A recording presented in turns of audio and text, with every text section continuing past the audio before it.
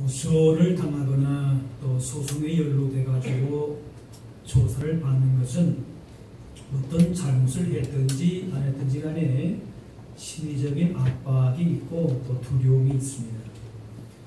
재판을 진행하면서 큰 잘못을 저질렀어도 재주 좋은 변호사를 만나서 무죄 판결을 받는 사람도 있고 또 누명을 쓰고 억울하게 벌을 받는 사람도 간혹 있지요. 잘못이 없음에도 상대방이 집요하게 물고 늘어지면은 자칫 그 죄를 뒤집어 쓸 수도 있습니다. 그래서 법정에서는 정신을 바짝 차리고 사소한 말 하나도 실수를 해서는 안 된다고 하죠. 오늘 본문에서 너희 대적막이라 그랬는데 바로 이 대적이라고 하는 단어가 법률적인 용어입니다. 법정에서 고소해서 물고 늘어지는 그런 상대방이다, 그런 뜻입니다. 그 재판과 수사 과정에서 상대방의 약점을 찾아내기 위해서 캐고 들추어냅니다. 털어서 먼지 않는 사람 없다 그랬는데 그렇게 아주 캐고 들추어내고 먼지까지 다 털라 그러면은 그렇게 대적을 하면은 버티기가 참 쉽지 않습니다. 자, 그런데 그 대적이 누구냐? 마귀다라고 하는 겁니다. 마귀가 집요하게 공격을 하는 것이 넘어뜨리려 합니다. 그 표적이 누구냐? 바로 성도들입니다. 우리들이다 그 말이에요.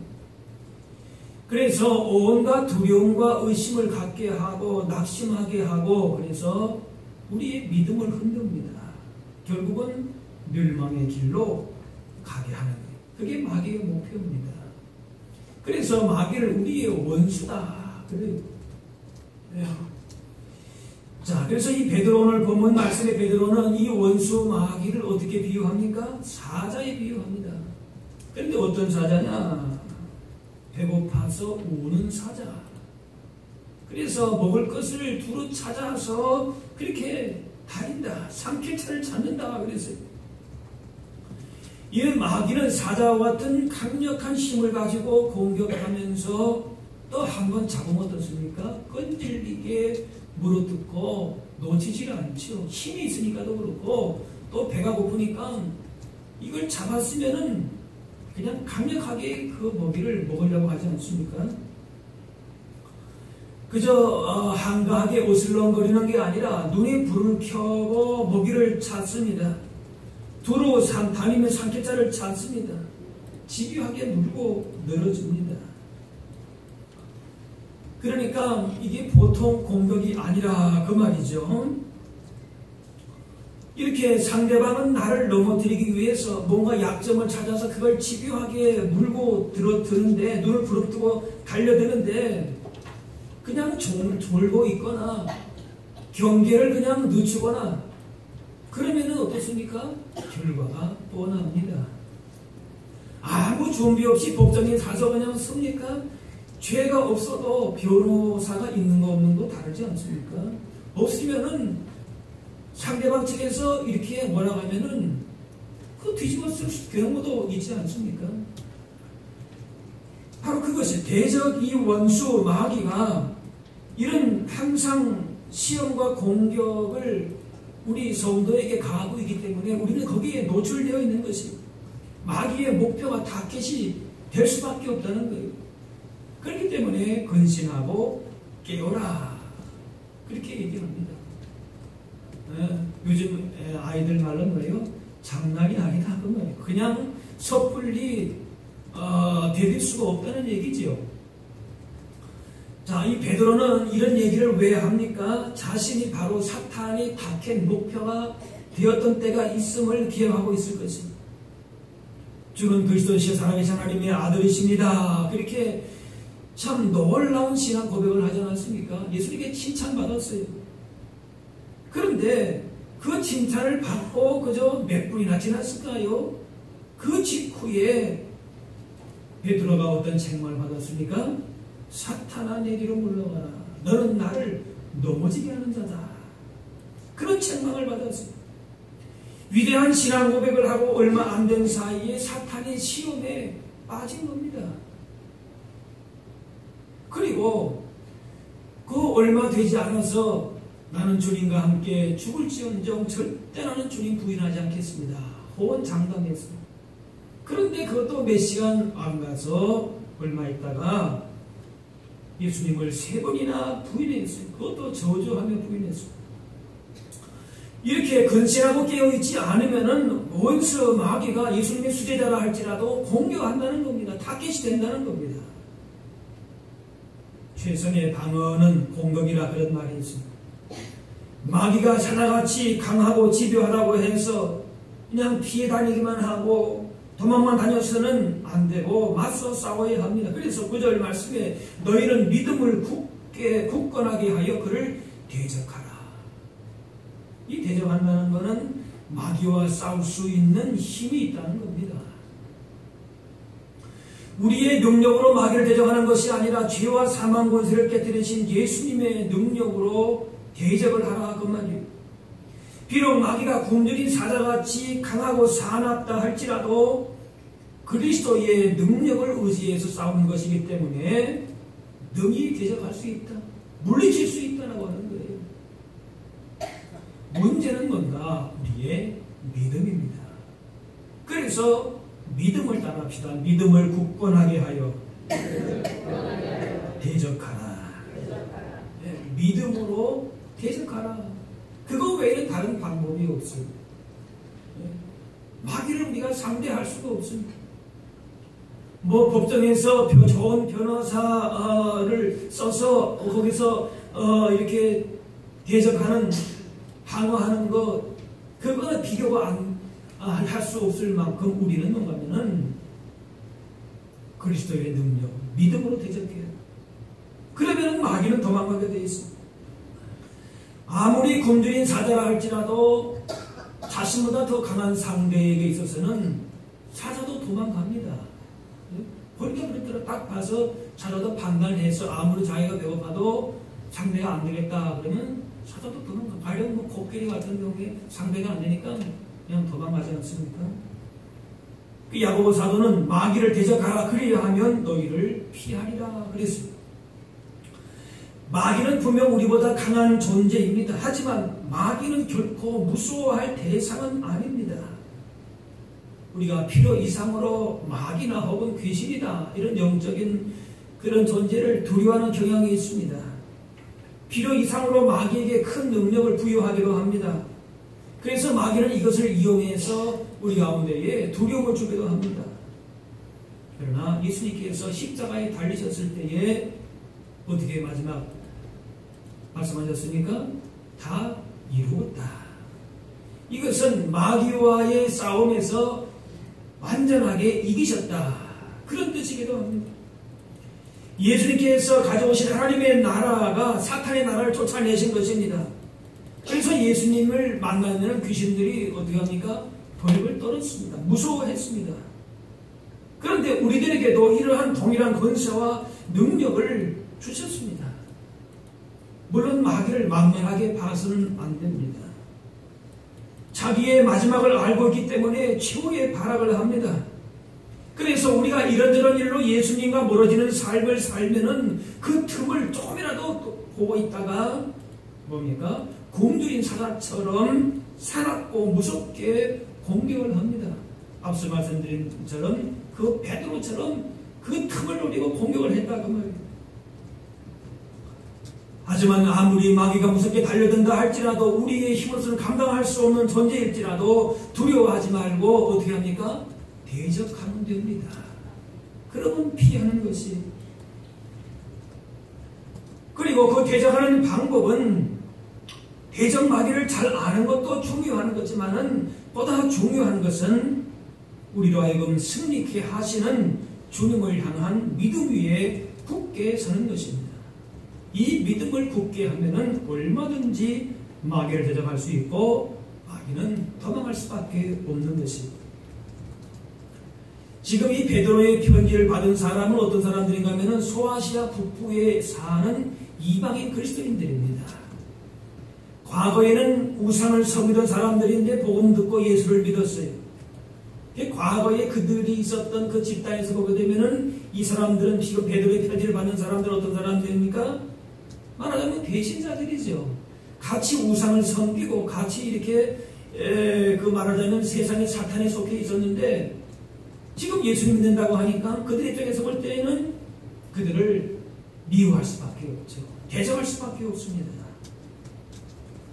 그래서 예수 믿는 것이 고난이 되는 겁니다. 쉽지 않은 것이에요. 마귀를 대적하는 것은 쉽지 않다는 게 바로 그것인데 뭔가면은 대적하는 방법은 단순합니다. 어떻게 대적합니까? 믿음으로 믿음의 굳게 서서 예수 그리스도의 능력을 가지고 대적을 하면 됩니다. 그런데 그 과정에 무엇이 있느냐? 고난이 있다라고 하는 거예요. 고난이 있다. 항상 틈을 노리면서 쉬지 않고 공격하는 마귀와 싸워야 되기 때문에 그 삶이 고난일 수밖에 없다는 겁니다. 자, 그런데 오늘 9절 말씀 보니까 세상에 있는 너희 형제들도 동일한 고난을 당하는 줄을 알미라 그랬어요. 나만 그렇게 힘들고 믿음으로 사는 것이 고난이 아니라 다 그렇게 예수 믿는 가운데에 마귀를 대적하는 가운데에 세상을 이기는 가운데에 무엇이 있는가? 고난을 받고 있다. 네. 나 혼자만 이런 고난이 있다, 어려움이 있다 그러면은 왠지 억울하기도 하고 더 힘들기도 할 수가 있는데 그렇지 않구나. 이렇게 믿음으로 사는 가운데에 고난이 있구나. 그래서 신앙생활 하는 것이 쉽지만은 않구나. 네. 그렇게 지금 말씀하고 있는 것입니다. 믿는 자들은 누구든지 마귀의 공격 대상이 됩니다. 그렇지만은 다른 성도들도 함께 고난받고 있다는 사실을 안다면은 또 그것이 우리 가운데에 힘이 되고 또 위로가 될 수도 있습니다. 하나님께서 우리를 부르신 궁극적인 목적이 뭔가? 고난 그 자체에 있지 않다는 것이 하나님의 영광의 나라에 들어가도록 하는 것입니다. 그렇기 때문에 항상 마귀의 그 도전 앞에서 공격 앞에서 있는 우리들이고 그것을 이겨나가는 과정 가운데에 무엇이 있다고요? 고난이 있다 그 말이에요. 불시험이 있다 그 말이에요. 그러나 그것을 뭐예요? 이상히 여기지 말라 그랬어요. 그럴 수 있다는 거예요. 믿음이 연약한 자들이 물론 이 마귀의 타깃이 될 수도 있지만 그렇지 않은 경우도 있습니다. 열심히 기도하고 신앙생활 잘하는 사람도 마귀의 타깃이 되는 것이 공용 목표가 될 수 있다는 겁니다. 그러나 염려하고 두려워할 것이 없는 것은 뭔가면은 그렇게 받는 고난 믿음 생활은 뭔가면은 잠깐이다. 그게 길지 않다. 그리고 영원한 영광이 우리 가운데에 예배되어져 있다. 영원한 영광과 잠깐 받는 고난은 분명히 차이가 있다는 것이. 사도 바울은 로마서 말씀에 생각하는데 현재의 고난은 장차 우리에게 나타날 영광과 비교할 수 없도다 그랬습니다. 그렇게 잠깐 고난 당하는 우리들이지만은 오늘 10절 말씀에 뭐라고 하기 합니까? 잠깐 고난을 당한 너희를 친히 온전하게 하시고 굳건하게 하시며 강하게 하시며 틀을 견고하게 하시리라 그랬습니다. 믿음으로 살면서 우리가 개척해야 될 것이 세상의 그 어떤 것이 아니고 마귀인 것을 분명하게 그 정체를 인식을 하면서 살아갈 때에 그것이 괴롭고 힘들 수가 있지만은 그러나 다른 방법이 아닌 참고 기다리고 끝까지 주의 말씀 붙들고 믿음으로 살게 될 때에 못합니까? 더 큰 복이 기다리고 있다라고 하는 것이에요. 초대교회 당시의 성도들은 생사의 기로에서 신앙생활을 했습니다. 로마 황제를 섬기지 않으면 그 우상을 섬기지 않으면 도저히 살 수가 없는 상황입니다. 살아남을 방법이 없어요. 죽음을 선택할 수밖에 없는 그런 상황입니다.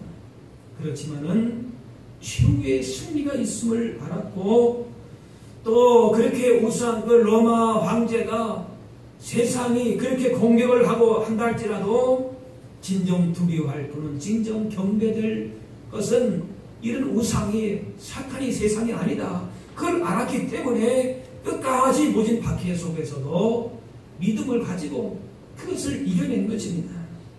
차라리 죽음을 택할지언정 우상에는 세상에는 마귀에는 나는 경배하고 절하지 않겠다.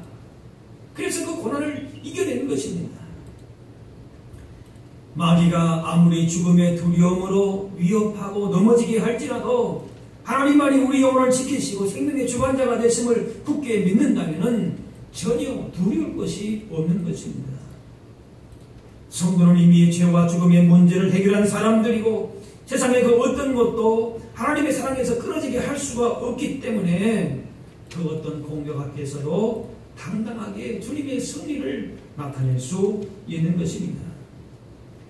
박해를 받으면서 몸이 상해도 심지어는 목숨을 잃을지라도 이 모든 것을 하나님께서 다시금 온전하게 하신다. 회복시켜 주신다. 그걸 믿기 때문에 담대한 겁니다. 어떤 위기적인 상황, 절체절명의 순간에도 힘과 용기를 주셔서 흔들리지 않도록 굳건하게 하고 강하게 붙들어 주심을 우리가 믿기 때문에 끝까지 믿음으로 승리하게 될 줄로 믿습니다. 아무리 원수가 세상이 우리를 넘어지게 한다 할지 두려운 마음을 준다 할지라도 거기에 흔들릴 필요가 없어요. 왜? 우리를 결국에는 완전케 하시고 굳건하게 하시고 강하게 하시고 영원의 나라에 들어가게 하시는 분은 오직 주님이신 것을 기억할 수 있기를 바랍니다. 구약의 이스라엘의 주변국 가운데에 아람이라는 나라가 이스라엘을 많이 괴롭혔습니다. 그런데 엘리사가 있을 동안에는 그렇지를 못했어요. 이 아람이라는 나라가 항상 눈에 가시처럼 생각하는 사람이 바로 엘리사였습니다. 그래서 틈을 노려가지고 그 엘리사를 잡을 계획을 세워가지고 도단성에서 그 아람 군대가 뺑 둘러쌌습니다. 인간적인 방법으로서는 그대로 엘리사가 잡힐 그런 위기에 있었습니다. 그래 엘리사의 사환이 겁을 먹었으니 두려워했습니다.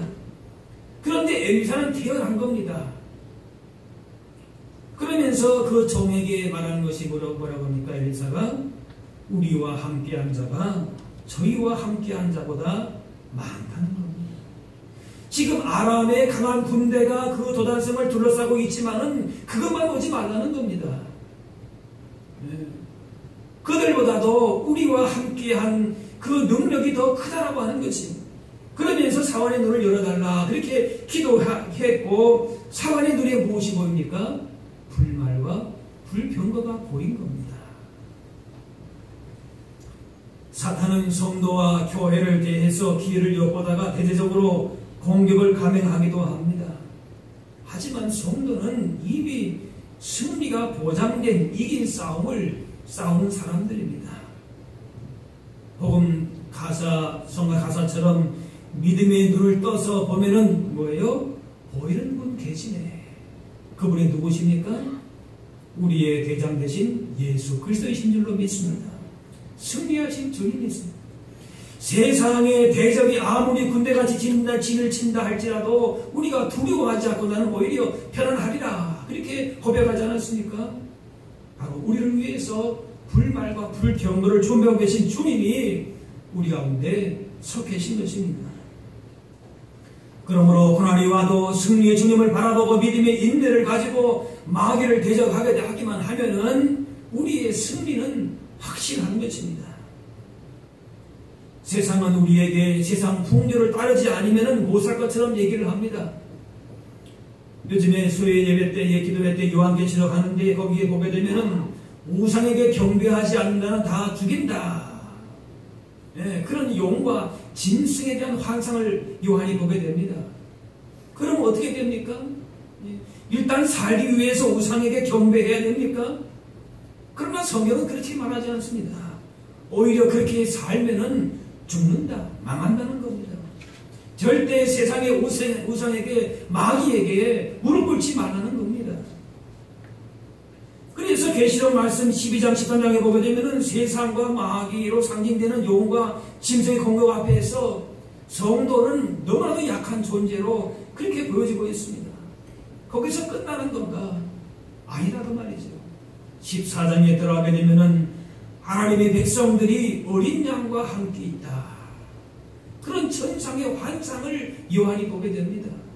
이 세상의 모든 권력으로 영으로 짐승으로 온갖 마귀의 능력으로 다 이렇게 잘하고 있는 것 같은데 그것이 끝이 아니라는 거죠.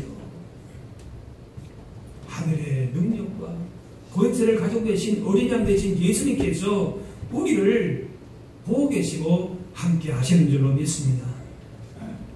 그러면서 용과 짐승의 공격 앞에서 그들이 이렇게 강하게 밀어붙일 때에 죽을 수밖에 없는 것이죠. 그러면 성경에서 뭐라고 말하고 있는가? 정말 죽는 것이 두려우냐 무서우냐? 오히려 죽으면은 복이 된다. 그렇게 얘기를 합니다. 그 세상과 적당히 마귀가 타협을 해서 그의 말에 잠깐 따라주고 어쩔 수 없지 않느냐 그렇게 하는 것이 아니라 차라리 죽는 것이 끝까지 신앙 믿음으로 살다 죽는 것이 오히려 복이다. 그렇게 말씀합니다. 계시록 14장 13절 말씀이 따라합시다. 주 안에서 죽는 자들은 복이 있도다. 그들이 수고를 그치고 쉬리니 이는 그들의 행한 일이 따름이라. 우리는 성도답든지 성도답지 않든지 일단 살아야 되는 그런 사람들이 아니라 살든지 죽든지 성도다워야 하는 사람들입니다. 끝까지 믿음을 붙들고 말씀 붙들고 그렇게 살아야 되는 사람이에요. 그래서 마귀의 공격, 세상의 공격 앞에서도 죽음의 위협이 올지라도 물러서지 않고 당당할 수 있는 사람. 왜? 최후의 승리를 알고 있기 때문에 그래요. 어린 양 되신 예수님이 우리와 함께 하시기 때문에 그렇습니다.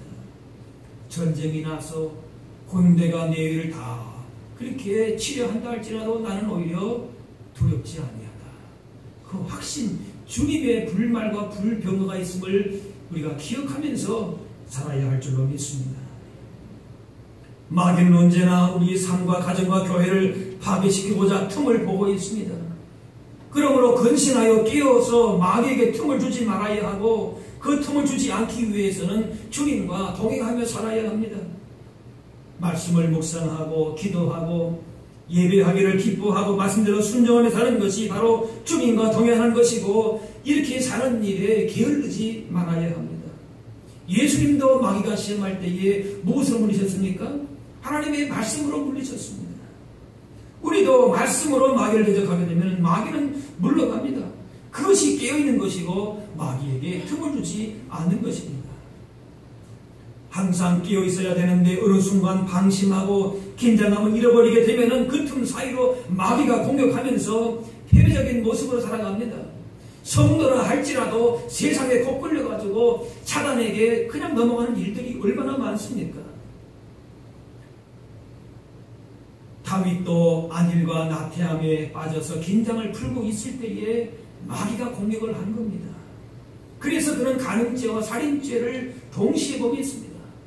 아니 마음에 합한 자라 그러면은 뭐 다 된 사람 아닙니까? 그런데도 이 큰 죄를 범했습니다. 이렇게 사단에게 틈을 주니까 다윗과 같은 사람도 마귀의 공격에 노출되면서 죄에 넘어가게 되는 것입니다. 바로 이 마귀는 주님과 동행하는 일들에 대해서 가볍게 생각하고 쉽게 귀찮고 하찮은 것들로 만들어버리면서 우리의 영적인 무기들을 해체시켜버립니다. 이런 마귀의 유혹에 빠지지 말아야 할 것입니다.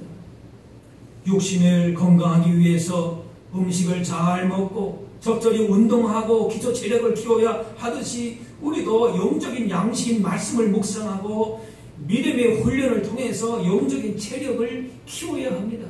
그렇지 않으면 사탄이 만만히 보는 거예요. 그래서 주님께서도 베드로를 향해서 내가 너를 보니까 마치 사탄이 너를 가지고 밀 까부르듯이 까불고 있다. 가지고 논다 말이죠. 사탄의 타깃이 되면 그렇게 되는 겁니다. 콕 걸려서 사는 겁니다. 세상도 좋고 주님도 좋고 그러다 보면 믿음의 방향을 잃어버리게 되고 엉뚱한 길로 가게 되는 것이지요. 점점 과학이 발달하는 세상에서 말씀을 따라 믿음으로 산다는 것이 미련하고 시대에 뒤떨어지고 무능력한 것으로 보이기도 합니다. 믿기는 믿어도 이런 경우에는 별 수 없지 않은가 하고 신앙이 전부는 아닌 것처럼 설명을 합니다. 그런데 이것이 마귀의 속임수입니다. 마귀는 현실의 문제에 대해서 집착하게 만들고 두려움과 공포를 느끼게 하면서 점점점 세상으로 세상의 문제에 자기 자신을 그렇게 빠뜨려 버립니다. 도저히 이 어려움에서 빠져나갈 수 없는 것처럼 그렇게 부정적인 결론을 내리기도 합니다. 그러나 이 모든 것이 마귀의 속임수임을 기억해야 합니다. 그래서 성경은 마귀를 뭐라 하는가? 거짓의 아비다라고 하는 겁니다. 거짓의 아비. 우리를 속이고 유혹하는 말을 통해서, 거짓말을 통해서 우리의 믿음을 흔들고 변질시키는 겁니다. 광명한 천사처럼 우리를 속이기도 합니다. 그래서 패배적인 인생을 살게 하지만은 하나님이 원하시는 삶은 아닌 것이지요. 비록 이 땅의 현실 가운데에 힘들고 곤고한 시간을 지나간다 할지라도 우리는 이기는 사람이라고 하는 확신을 가지고 살아야 합니다. 마귀와의 싸움에서 중요한 것은 마귀만, 세상만, 문제만 바라보면은 절대 이길 수가 없습니다. 마귀가 무엇을 우리를 공격한다 할지라도 우리의 힘으로 싸우는 것이 아닙니다. 따라합시다. 주님과 동행하면 이기게 하십니다. 마귀가 거짓이고 우리를 유혹하고 마귀의 정체도 우리가 알아야 될 것이요. 그러나 보다 중요한 것은 우리와 동행하시는 주님을 우리가 믿고 바라보는 것이 더 중요합니다. 주님과 동행하는 것이 중요합니다. 그래서 주님과 이러한 친밀한 관계를 맺고 있기만 하면 마귀는 결코 우리를 이길 수가 없습니다. 그러므로 어떤 상황에서도 항상 말씀과 기도로 주님을 가까이 하고 맡긴 일에 충성하고 불평이나 원망이 일어나고 할 때에 감사하면 됩니다. 이것이 마귀를 대적하는 것입니다.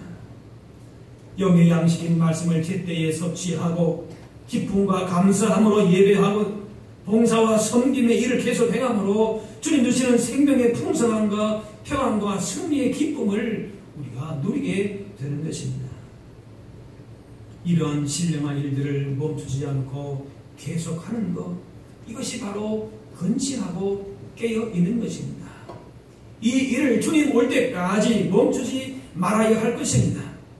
그래서 우리가 마지막 때에 승리와 영광의 날을 맞이할 뿐만이 아니라 현재도 이런 믿음과 소망 가운데서 마귀를 분명하게 대적하고 하나님의 승리를 경험하면서 구원의 기쁨과 그 풍성한 복을 누리면서 또 증거하면서 살아갈 수 있으시기를 주의 이름으로 축원합니다.